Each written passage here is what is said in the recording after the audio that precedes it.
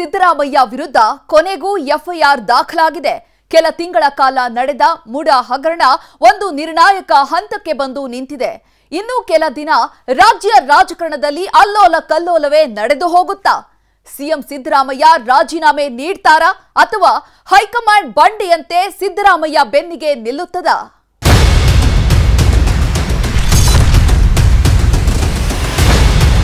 Please underline, ರಾಜಕೀಯ case ಹಾಕಿರೋದು ಇದೇ ಮೊದಲನೇ ಸಾರಿ. Every day I am seeing the Muda. ಯಾವ ಡೌಟು ಇಲ್ಲ, ನಾನೇ ಮುಂದುವರಿತೀನಿ. ಆ ಬಿಡಾಡಿ ಮಂತ್ರಿಗಳು ನನ್ನ ಮೇಲೆ ಅಪವಾದ ಮಾಡಿದ್ದಾರೆ, ಅದೆಲ್ಲ ಕ್ಲಿಯರ್ ಆಗಿ ಲ್ಯಾಬ್ ಮಾತಾಡ್ತೀನಿ. ಅವ್ರು ಹೇಗಾದ್ರೂ ಮಾಡಿ ಸಿದ್ದರಾಮಯ್ಯನನ್ನ ಅಧಿಕಾರದಿಂದ ಕೆಳಗೆ ಇಳಿಸ್ತಾರೆ.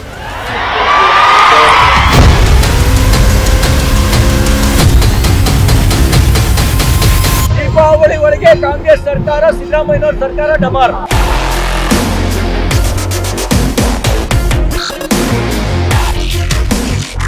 ತೆರೆದ ಪುಸ್ತಕದಲ್ಲೂ ಕೂಡ ಎಲ್ಲ ಒಂದಷ್ಟು ತಪ್ಪುಗಳಾಗಿದೆ ಅನ್ನೋದನ್ನ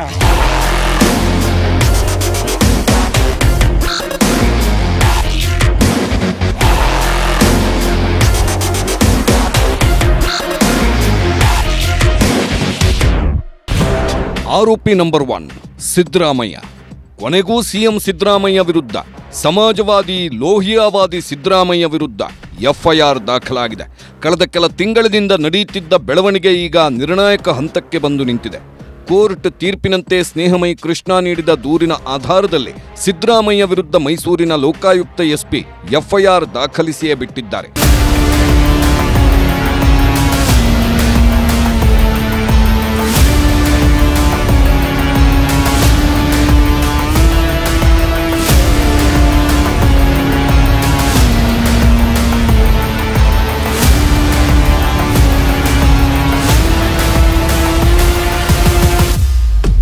ಅಲ್ಲಿಗೆ ಮುಡಾ ಮಹಾವ್ಯೂಹದಲ್ಲಿ ಸಿಎಂ ಸಿದ್ದರಾಮಯ್ಯ ಕುಟುಂಬ ಸಮೇತ ಸಿಲುಕಿಬಿಟ್ಟಿದ್ದಾರೆ.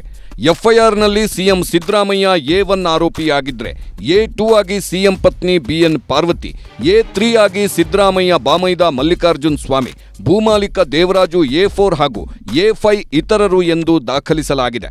ಅಲ್ಲಿಗೆ ಸಿಎಂ ಸಿದ್ದರಾಮಯ್ಯ ಕುಟುಂಬ ಸಮೇತ ಕಟಕಟೆಗೆ ಬರೋದು ಪಕ್ಕಾ ಆಗಿಬಿಟ್ಟಿದೆ. ಇನ್ನು ಈ ಕ್ಷಣದಿಂದಲೇ ಸಿಎಂ ಕುಟುಂಬದ ವಿಚಾರಣೆ, ತನಿಖೆ ಆರಂಭವಾಗಲಿದೆ.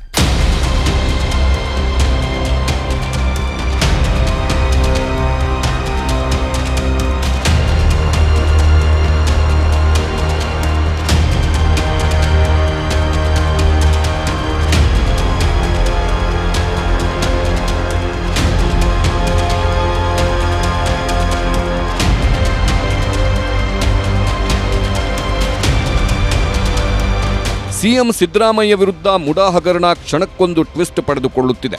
ರಾಜ್ಯಪಾಲರು ನೀಡಿದ್ದ ಪ್ರಾಸಿಕ್ಯೂಷನ್ ಅನುಮತಿಯನ್ನ ಪ್ರಶ್ನಿಸಿ ಹೈಕೋರ್ಟ್ ಮೊರೆ ಹೋಗಿದ್ದ ಸಿದ್ದರಾಮಯ್ಯಗೆ ಬಿಗ್ ಶಾಕ್ ನೀಡಿತ್ತು.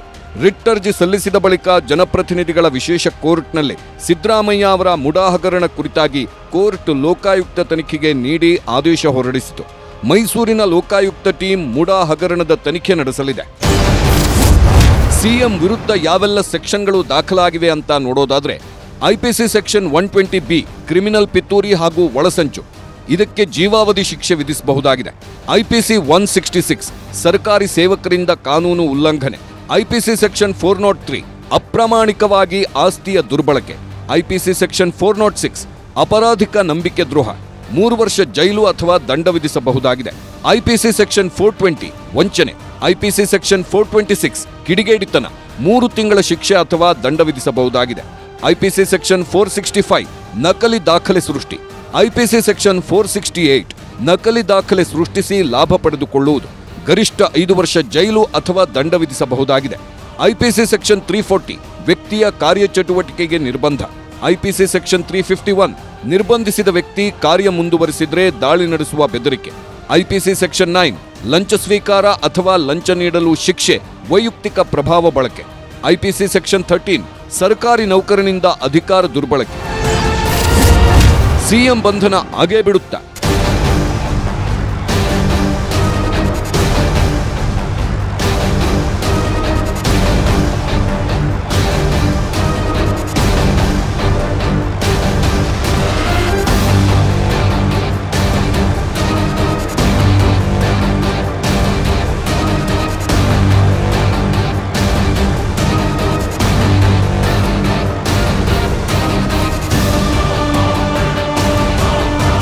ಈಗಷ್ಟೇ ಸಿದ್ದರಾಮಯ್ಯ ವಿರುದ್ಧ ಮೈಸೂರು ಲೋಕಾಯುಕ್ತ ಪೊಲೀಸರು ಎಫ್ಐಆರ್ ದಾಖಲಿಸಿದ್ದಾರೆ. ಈ ಎಫ್ಐಆರ್ ಆಧಾರದ ಮೇಲೆ ಲೋಕಾಯುಕ್ತ ಪೊಲೀಸರು ತನಿಖೆ ಕೈಗೊಳ್ಳಲಿದ್ದಾರೆ. ಅಗತ್ಯವಿದ್ದಾಗ ಸಿಎಂ ಸಿದ್ದರಾಮಯ್ಯನವರನ್ನ ವಿಚಾರಣೆಗೆ ಬರುವಂತೆ ನೋಟಿಸ್ ನೀಡಬಹುದು. ಸಿಎಂ ವಿಚಾರಣೆಗೆ ಹಾಜರಾಗಲೇಬೇಕಾಗಿದೆ. ಜೊತೆಗೆ ಸಿಎಂ ಪತ್ನಿ ಕೂಡ ವಿಚಾರಣೆಗೆ ಬರಲೇಬೇಕಿದೆ. ಅಲ್ಲದೆ ಈ ಹಗರಣದ ವೇಳೆ ಇದ್ದ ಐಎಎಸ್, ಕೆಎಎಸ್ ಅಧಿಕಾರಿಗಳು ಕೂಡ ವಿಚಾರಣೆಯನ್ನ ಎದುರಿಸಬೇಕಾಗಿದೆ. ಈಗಾಗಲೇ ಈ ಅಧಿಕಾರಿಗಳಿಗೆ ಲೋಕಾಯುಕ್ತರು ನೋಟಿಸ್ ನೀಡಿದ್ದಾರೆ. ಅಲ್ಲದೆ ಲೋಕಾಯುಕ್ತ ಬಂಧಿಸುವ ಅಧಿಕಾರವನ್ನೂ ಸಹ ಹೊಂದಿದೆ. ಹೀಗಾಗಿ ಬಂಧನ ಮಾಡಿದರೂ ಮಾಡಬಹುದು. ಇನ್ನೂ ಸಿಎಂ ಸಿದ್ದರಾಮಯ್ಯ ಕಾನೂನು ಪರಿಣಿತರ ಸಲಹೆ ಮೇರೆಗೆ ಜಾಮೀನಿಗೆ ಅರ್ಜಿ ಸಲ್ಲಿಸಬಹುದು. ಲೋಕಾಯುಕ್ತ ತನಿಖೆ ಹೇಗಿರುತ್ತೆ? ಮೈಸೂರಿನ ಲೋಕಾಯುಕ್ತ ಎಸ್ಪಿ ಉದೇಶ್ ನೇತೃತ್ವದಲ್ಲಿ ಇವೆಲ್ಲ ತನಿಖೆ ನಡೆಯಲಿದೆ. ಮುಡಾ ಹಗರಣಕ್ಕೆ ಕಾರಣವಾದ ನಿವೇಶನಗಳ ದಾಖಲೆಗಳ ಪರಿಶೀಲನೆ, ಭೂಸ್ವಾಧೀನ, ಪರಿಹಾರ, ಡಿನೋಟಿಫಿಕೇಶನ್, ಭೂಪರಿವರ್ತನೆ ದಾಖಲೆಗಳ ಪರಿಶೀಲನೆ, ಯಾರ ಅವಧಿಯಲ್ಲಿ ಅಕ್ರಮ ಎಸಗಲಾಯಿತು, ಶಿಫಾರಸು ಪತ್ರಗಳು, ಸರ್ಕಾರದ ಆದೇಶ ಪತ್ರಗಳ ಪರಿಶೀಲನೆ ನಡೆಯುತ್ತೆ. ಬೇರೆಡೆ ಬದಲಿ ನಿವೇಶನ ನೀಡಲು ಕಾರಣವೇನು? ಬೇರೆಡೆ ನಿವೇಶನ ನೀಡಲು ಶಿಫಾರಸು ಮಾಡಲಾಗಿದೆಯೇ? ಸಂಬಂಧಪಟ್ಟ ಅಧಿಕಾರಿಗಳು, ವ್ಯಕ್ತಿಗಳನ್ನ ಲೋಕಾಯುಕ್ತ ಅಧಿಕಾರಿಗಳು ವಿಚಾರಣೆ ನಡೆಸಲಿದ್ದಾರೆ. ಲೋಕ ಎಸ್ಪಿ ಬೃಹನ್ನಳೆ ಎಂದಿದ್ದಕ್ಕೆ ಕೃಷ್ಣ. ಇನ್ನು ಲೋಕಾಯುಕ್ತಕ್ಕೆ ಸಿಎಂ ವಿರುದ್ಧ ಎಫ್ಐಆರ್ ದಾಖಲಿಸಲು ಕೋರ್ಟ್ ಸೂಚಿಸಿದ್ರು. ವಿಳಂಬ ಮಾಡಿದ್ದಕ್ಕೆ ದೂರುದಾರ ಸ್ನೇಹಮಯಿ ಕೃಷ್ಣ ಆಕ್ರೋಶ ವ್ಯಕ್ತಪಡಿಸಿದ್ರು. ಲೋಕ ಎಸ್ಪಿಯನ್ನ ಬೃಹನ್ನಳೆ ಎಂದೆಲ್ಲ ವ್ಯಂಗ್ಯವಾಡಿದ್ರು. ಮುಂದಿನ ತನಿಖೆಯ ಬಗ್ಗೆಯೂ ಅನುಮಾನ ವ್ಯಕ್ತಪಡಿಸಿದ್ರು ಸ್ನೇಹಮಯಿ ಕೃಷ್ಣ. ಲೋಕಾಯುಕ್ತ ಅಧಿಕಾರಿ ಎಸ್ಪಿ, ಮೈಸೂರು ಎಸ್ಪಿ ಏನಿದ್ರೆ ಅವ್ರು ನಿನ್ನೆ ಅಂದ್ರೆ ಕೂಡ ಒಂದು ರೀತಿ ಬೃಹನ್ನಳೆ ನಾಟಕ ಆಡ್ತಾ ಇದ್ದಾರೆ. ನಿನ್ನೆ ನಾಪತ್ತೆ ಆಗಿದ್ರು. ಸಾಕಷ್ಟು ದೂರವಾಣಿ ಸಂಖ್ಯೆ ಕರೆ ಮಾಡಿದ್ರು ಕೂಡ ಸ್ವೀಕರಿಸಲಿಲ್ಲ. ಸಂದೇಶಗಳು ಕೂಡ ಉತ್ತರ ಕೊಡಲಿಲ್ಲ.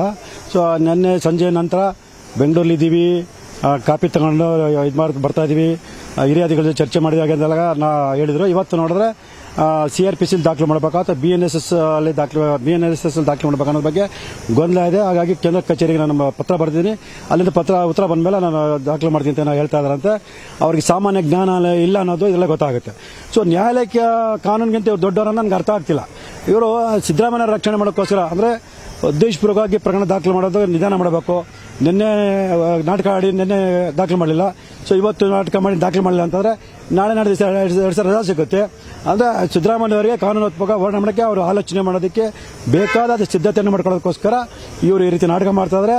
ಇದರ ಬಗ್ಗೆ ನಾವು ಮಾನ್ಯ ಉಚ್ಚ ನ್ಯಾಯಾಲಯದ ಗಮನಕ್ಕೆ ತಂದು ಏನು ಮೈಸೂರು ಲೋಕಾಯುಕ್ತ ಎಸ್ಪಿ ಇದ್ರೆ ಅವ್ರಿಗೆ ನ್ಯಾಯಾಂಗ ನಿಂದನೆ ದಾಖಲು ಮಾಡೋ ನಿಟ್ಟಿನಲ್ಲಿ ನಾವು ಪ್ರಯತ್ನಗಳು ಮಾಡ್ತಾ ಇದ್ದೀವಿ. ಸಿಎಂ ರಾಜಕೀಯ ಭವಿಷ್ಯ ಏನಾಗಲಿದೆ? ಇನ್ನು ಜನಪ್ರತಿನಿಧಿಗಳ ನ್ಯಾಯಾಲಯದಿಂದ ಎಫ್ಐಆರ್ ದಾಖಲು ಮಾಡಲು ಆದೇಶ ನೀಡಲಾಗಿದೆ. ಇದೀಗ ಸಿದ್ದರಾಮಯ್ಯ ಅವರ ರಾಜೀನಾಮೆಗೆ ಒತ್ತಡ ಜೋರಾಗಿಯೇ ಇದೆ.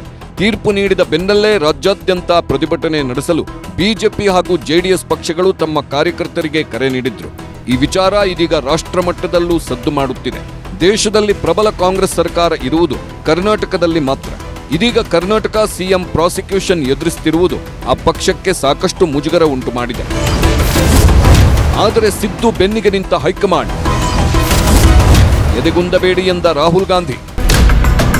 ಇತ್ತ ಕಾಂಗ್ರೆಸ್ನಲ್ಲಿ ಸಿಎಂ ಸಿದ್ದರಾಮಯ್ಯ ಪರ ಎಲ್ಲ ಶಾಸಕರು ಹಾಗೂ ಸಚಿವರು ಹಾಗೂ ಹೈಕಮಾಂಡ್ ಕೂಡ ಸಿಎಂ ಬೆನ್ನಿಗೆ ನಿಂತಿದ್ದು ಕಾನೂನು ಹೋರಾಟ ಮಾಡುವುದಾಗಿ ಕಾಂಗ್ರೆಸ್ನ ಎಲ್ಲಾ ನಾಯಕರು ಹೇಳಿಕೆ ನೀಡುತ್ತಿದ್ದಾರೆ. ಇವತ್ತು ಕೂಡ ಮುಖ್ಯಮಂತ್ರಿಗಳ ಮೇಲೆ ಅವ್ರ ಕುಟುಂಬದ ಮೇಲೆ ಒಂದು ದೊಡ್ಡ ಷಡ್ಯಂತ್ರ ಮಾಡಿದ್ದಾರೆ. ಕ್ಲೀನ್ ಆಗಿ ಬರ್ತಾರೆ. ಯಾವ ತನಿಖೆ ಆದೇಶ ಮಾಡಲಿ, ಏನೇ ಮಾಡಲಿ, ನನ್ನ ಪ್ರಕಾರ ಅವ್ರದ್ದು ಯಾವ ತಪ್ಪು ಇಲ್ಲ. ಅವ್ರೇನು ತಪ್ಪು ಕೂಡ ಮಾಡಿಲ್ಲ. ಸೊ ಮುಖ್ಯಮಂತ್ರಿಗಳ ಏನು ಒಂದು ಬದ್ಧತೆ ಇದೆ, ಆ ಬದ್ಧತೆ ಬಗ್ಗೆ ನಾವು ಅವ್ರ ಜೊತೆ ಇದ್ದೇವೆ. ಯಾವುದೂ ಇಲ್ಲ. ನೈತಿಕ ಹೊಣೆ ಹೊತ್ತು ಮುಖ್ಯಮಂತ್ರಿಗಳು ರಾಜೀನಾಮೆ ಕೊಡೋ ಅವಶ್ಯಕತೆ ಇಲ್ಲ. ಅವರೇ ಇರಬೇಕು. ನಾವೆಲ್ಲ ಎಲ್ಲಾ ಶಾಸಕರು ಅವ್ರ ಜೊತೆಲಿದ್ದೀವಿ, ಎಲ್ಲಾ ಸಚಿವರು ಅವ್ರ ಜೊತೆಲಿದ್ದೀವಿ. ನಮ್ಮ ಇಡೀ ಕಾಂಗ್ರೆಸ್, ಕರ್ನಾಟಕ ಕಾಂಗ್ರೆಸ್ ಅವ್ರ ಜೊತೆಲಿ. ಅವರ ನಾಯಕತ್ವಕ್ಕೆ ಕಳಂಕ ತರಬೇಕು. ನಾಯಕತ್ವವನ್ನು ದುರ್ಬಲಗೊಳಿಸಿದ್ರೆ ಮಾತ್ರ ಬಿಜೆಪಿ JDS ಉಳಿತವೆ ಅನ್ನೋದು ಹುನ್ನಾರ. ಅದು ಆ ಹುನ್ನಾರದಿಂದಲೇ ಇದೆಲ್ಲ ನಡೀತಾ ಇರೋದು. ಈಗ ಅವರು ರಾಜೀನಾಮೆ ಕೊಡಿ ಅಂತ ಹೇಳಕ್ಕೆ ಯಾವ ನೈತಿಕತೆಯಲ್ಲಿ ಹೇಳ್ತಾರೆ? ಸುಪ್ರೀಂ ಕೋರ್ಟು ಇಂಥ ಒಂದು ಕೇಸ್ಗಳಲ್ಲಿ ಬಂದಾಗ ರಾಜೀನಾಮೆ ಕೊಡಿ ಅಂತ ಯಾವ ಸಂದರ್ಭದಲ್ಲೂ ಯಾವ ನ್ಯಾಯದಲ್ಲೂ ಹೇಳಿಲ್ಲ. ಸಿಎಂ ವಿರುದ್ಧ ಎಫ್ಐಆರ್ ದಾಖಲಾಗ್ತಿದ್ದಂತೆ ರಾಜ್ಯ ಕಾಂಗ್ರೆಸ್ನಲ್ಲಿ ಭಾರೀ ಬೆಳವಣಿಗೆಗಳು ಕೂಡ ಆಗ್ತಿವೆ. ಸಿಎಂ ಬದಲಾವಣೆಯ ಚರ್ಚೆಗಳು ಕೂಡ ನಡೆಯುತ್ತಿವೆ. ಆದರೆ ಸಿದ್ದರಾಮಯ್ಯ ಬೆಂಬಲಕ್ಕೆ ಕಾಂಗ್ರೆಸ್ ಹೈಕಮಾಂಡ್ ಬಂಡೆಯಂತೆ ನಿಂತಿದ್ದು ಯಾವುದೇ ಕಾರಣಕ್ಕೂ ಎದೆಗುಂದಬೇಡಿ, ಮತ್ತಷ್ಟು ಸ್ಟ್ರಾಂಗ್ ಆಗಿ ಬಿಜೆಪಿ ವಿರುದ್ಧ ಹೋರಾಟ ಮುಂದುವರಿಸಿ ಎಂಬ ಸೂಚನೆ ರಾಹುಲ್ ಗಾಂಧಿ ಅವರ ಕಡೆಯಿಂದ ಬಂದಿದೆ. ಸಿಎಂ ಸಿದ್ದರಾಮಯ್ಯಗೆ ಇದು ಮತ್ತಷ್ಟು ಬಲ ನೀಡಿದೆ. ಅದಲ್ಲದೆ ಸಿದ್ದರಾಮಯ್ಯ ಬೆಂಬಲಕ್ಕೆ ನಿಲ್ಲುವಂತೆ ಇಡೀ ಕಾಂಗ್ರೆಸ್ ಪಕ್ಷಕ್ಕೆ ಸೂಚಿಸಿರುವುದನ್ನು ನೋಡಿದ್ರೆ ಸದ್ಯಕ್ಕೆ ಸಿದ್ದರಾಮಯ್ಯ ಅವರನ್ನ ಯಾರೂ ಅಲುಗಾಡಿಸಲು ಆಗಲ್ಲ. ಹೌದು, ಮುಡಾ ಪ್ರಕರಣದಲ್ಲಿ ಸಂಕಷ್ಟಕ್ಕೆ ಸಿಲುಕಿದ ಬೆನ್ನಲ್ಲೇ ಲೋಕಸಭೆ ವಿಪಕ್ಷ ನಾಯಕ ರಾಹುಲ್ ಗಾಂಧಿ ಸಿದ್ದರಾಮಯ್ಯಗೆ ಕರೆ ಮಾಡಿ ಮಾತನಾಡಿದ್ದಾರೆ. ಇಡೀ ಕಾಂಗ್ರೆಸ್ ಪಕ್ಷ ನಿಮ್ಮ ಬೆನ್ನಿಗಿದೆ, ಇನ್ನು ಮುಂದೆ ಮತ್ತಷ್ಟು ಸ್ಟ್ರಾಂಗ್ ಆಗುವಂತೆ ಸಲಹೆ ನೀಡಿದ್ದಾರೆ. ವಿವಿಧ ರಾಜ್ಯಗಳಲ್ಲಿ ಚುನಾವಣಾ ಪ್ರಚಾರದಲ್ಲಿ ಬ್ಯುಸಿಯಾಗಿರುವ ರಾಹುಲ್ ಗಾಂಧಿ ಗುರುವಾರ ಸಿದ್ದರಾಮಯ್ಯರಿಗೆ ಕರೆ ಮಾಡಿ ಸುಮಾರು 20 ನಿಮಿಷಗಳ ಕಾಲ ಮಾತನಾಡಿದ್ದಾರೆ. ರಾಜ್ಯದಲ್ಲಿ ನಿಮ್ಮನ್ನ ಬದಲಾವಣೆ ಮಾಡುವ ಯಾವುದೇ ಉದ್ದೇಶ ನಮ್ಮ ಮುಂದಿಲ್ಲ ಎಂಬ ಸ್ಪಷ್ಟ ಸೂಚನೆಯನ್ನ ನೀಡಿದ್ದಾರೆ. ಈ ಮೂಲಕ ಬಿಜೆಪಿ ಜೆಡಿಎಸ್ನ ಒತ್ತಡ ಹೋರಾಟಕ್ಕೆಲ್ಲ ತಲೆಕೆಡಿಸಿಕೊಳ್ಳುವುದಕ್ಕೆ ಹೋಗಲೇಬೇಡಿ ಎಂಬ ಸಲಹೆ ನೀಡಿದ್ದಾರೆ. ಸಿದ್ದರಾಮಯ್ಯ ಅವರ ಶಕ್ತಿಯನ್ನ ಅರಿತಿರೋ ರಾಹುಲ್ ಗಾಂಧಿ, ಕರ್ನಾಟಕದಲ್ಲಿ ನೀವೇ ನಮ್ಮ ಶಕ್ತಿ, ಆದ್ದರಿಂದ ನೀವು ಎಲ್ಲಿಯೂ ಕಳೆಗುಂದಬೇಡಿ, ನಿಮ್ಮ ಕಾನೂನು ಹೋರಾಟಕ್ಕೆ ನಮ್ಮ ಬೆಂಬಲ ಇರುತ್ತೆ, ಜೊತೆಗೆ ಕೂಡಲೇ ರಾಜ್ಯ ಪ್ರವಾಸವನ್ನ ಹಮ್ಮಿಕೊಳ್ಳಿ, ಅದರ ಮೂಲಕ ಸರ್ಕಾರದ ಇಮೇಜ್ ಅನ್ನು ಹೆಚ್ಚಿಸಿ, ನಿಮ್ಮ ನೈತಿಕ ಧೈರ್ಯ ಎಲ್ಲಿಯೂ ಕುಸಿಯದಂತೆ ನೋಡಿಕೊಳ್ಳಿ, ನಮ್ಮ ಸರ್ಕಾರದ ಬಗ್ಗೆ ಜನರಲ್ಲಿ ವಿಶ್ವಾಸ ಹೋಗದಂತೆ ಎಚ್ಚರಿಕೆ ವಹಿಸಿ ಎಂಬ ಸಲಹೆಯನ್ನ ರಾಹುಲ್ ಗಾಂಧಿ ನೀಡಿದ್ದಾರೆ. ಯಾವುದೇ ಕಾರಣಕ್ಕೂ ನಿಗದಿಯಾದ ಸಭೆ ಸಮಾರಂಭಗಳನ್ನ ದಿಢೀರಂತ ರದ್ದು ಮಾಡಬೇಡಿ ಅಥವಾ ಮುಂದೂಡುವ ಪ್ರಯತ್ನವನ್ನ ಮಾಡಬೇಡಿ, ಅದರಿಂದ ಜನರಿಗೆ ತಪ್ಪು ಸಂದೇಶ ಹೋಗುತ್ತದೆ ಎಂದು ಸಿದ್ದುಗೆ ರಾಹುಲ್ ಗಾಂಧಿ ಕಿವಿಮಾತನ್ನು ಹೇಳಿದ್ದಾರೆ. ಈ ಕೇಸ್ ಬಗ್ಗೆ ತಲೆಕೆಡಿಸಿಕೊಳ್ಳುವುದನ್ನು ಬಿಟ್ಟು ಇನ್ಮುಂದೆ ನೀವು ಸಭೆ ಸಮಾರಂಭಗಳನ್ನು ಹೆಚ್ಚು ಮಾಡಿ, ಅಭಿವೃದ್ಧಿ ಕಾರ್ಯಗಳು ರಾಜಕೀಯ ಕಾರ್ಯಕ್ರಮಗಳನ್ನು ಜಾಸ್ತಿ ಆಗುವಂತೆ ನೋಡಿಕೊಳ್ಳಿ. ರಾಹುಲ್ ಗಾಂಧಿ ಜೊತೆ ಮಾತುಕತೆಯ ಬೆನ್ನಲ್ಲೇ ಸಿದ್ದರಾಮಯ್ಯ ಅವರು ಸಚಿವರಾದ doctor G Parameshwar, H C Mahadevappa ಹಾಗೂ ಎಚ್ ಕೆ ಪಾಟೀಲ್ ಜೊತೆ ರಹಸ್ಯ ಸಭೆ ನಡೆಸಿದ್ದಾರೆ. ಸಿದ್ದು ಬೆಂಬಲಕ್ಕೆ ಹೈಕಮಾಂಡ್ ನಿಂತಿದ್ದೇಕೆ?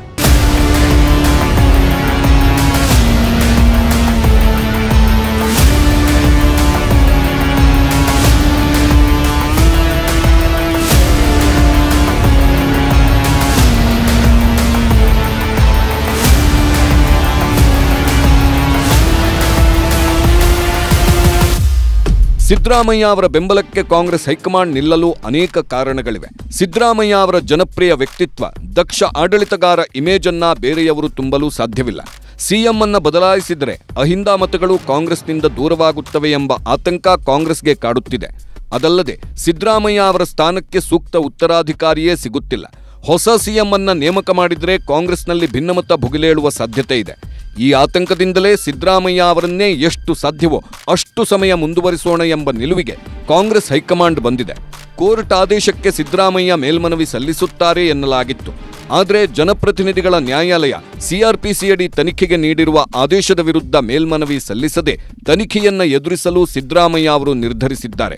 ರಾಹುಲ್ ಗಾಂಧಿ ಜೊತೆ ಮಾತುಕತೆ, ಕೇರಳದಲ್ಲಿ ಎಐಸಿಸಿ ಪ್ರಧಾನ ಕಾರ್ಯದರ್ಶಿ ಕೆಸಿ ವೇಣುಗೋಪಾಲ್ ಅವರ ಜೊತೆ ಚರ್ಚೆ ಹಾಗೂ ಆಪ್ತ ಸಚಿವರೊಂದಿಗೆ ಮಾತುಕತೆಯ ಬಳಿಕ ಸಿದ್ದರಾಮಯ್ಯ ಈ ನಿರ್ಧಾರಕ್ಕೆ ಬಂದಿದ್ದಾರೆ. ತನಿಖೆಯನ್ನ ಎದುರಿಸುತ್ತೇನೆ ಎಂಬ ಮಾತನ್ನ ಸಿದ್ದರಾಮಯ್ಯ ಹೇಳಿದ್ರು. ಆದರೆ ಈಗ ನ್ಯಾಯಾಲಯದ ಆದೇಶದ ವಿರುದ್ಧ ಕಾನೂನು ಹೋರಾಟಕ್ಕೆ ಮುಂದಾದ್ರೆ ತಪ್ಪು ಅಭಿಪ್ರಾಯ ಮೂಡಿದಂತಾಗುತ್ತದೆ. ಅದೇ ಕಾರಣಕ್ಕೆ ಸಿದ್ದರಾಮಯ್ಯ ತನಿಖೆ ಎದುರಿಸುವ ನಿರ್ಧಾರಕ್ಕೆ ಬಂದಿದ್ದಾರೆ. ಈ ಮೂಲಕ ಸಿದ್ದರಾಮಯ್ಯ ಮತ್ತಷ್ಟು ಸ್ಟ್ರಾಂಗ್ ಆಗಿದ್ದಾರೆ. ಇನ್ನು 3 ದಿನ ಮೈಸೂರಲ್ಲಿ ಸಿಎಂ ಮೈಸೂರು ಯಾತ್ರೆ ಕುತೂಹಲ.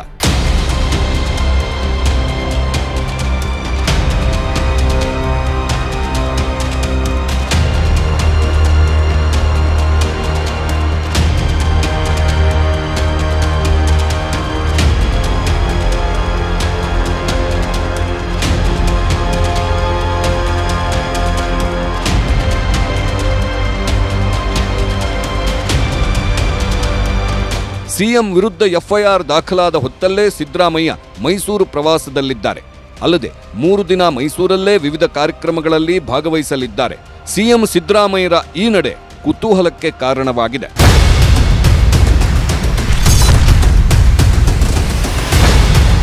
ಪ್ಲೀಸ್ ಅಂಡರ್ಲೈನ್, ರಾಜಕೀಯ ಕೇಸ್ ಹಾಕಿರೋದು ಇದೇ ಮೊದಲನೇ ಸಾರಿ. Every day I am seeing the ಮೂಡ. ಯಾವ ಡೌಟು ಇಲ್ಲ, ನಾನೇ ಮುಂದುವರಿತೀನಿ.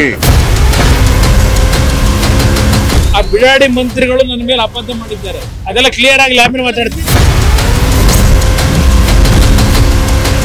ಅವ್ರು ಹೇಗಾದ್ರೂ ಮಾಡಿ ಸಿದ್ದರಾಮಯ್ಯನನ್ನ ಅಧಿಕಾರದಿಂದ ಕೆಳಗೆ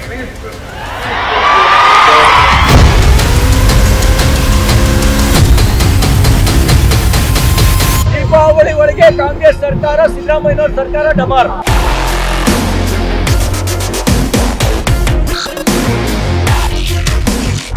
ತೆರೆದ ಪುಸ್ತಕದಲ್ಲೂ ಕೂಡ ಎಲ್ಲ ಒಂದಷ್ಟು ತಪ್ಪುಗಳಾಗಿದೆ ಅನ್ನೋದನ್ನ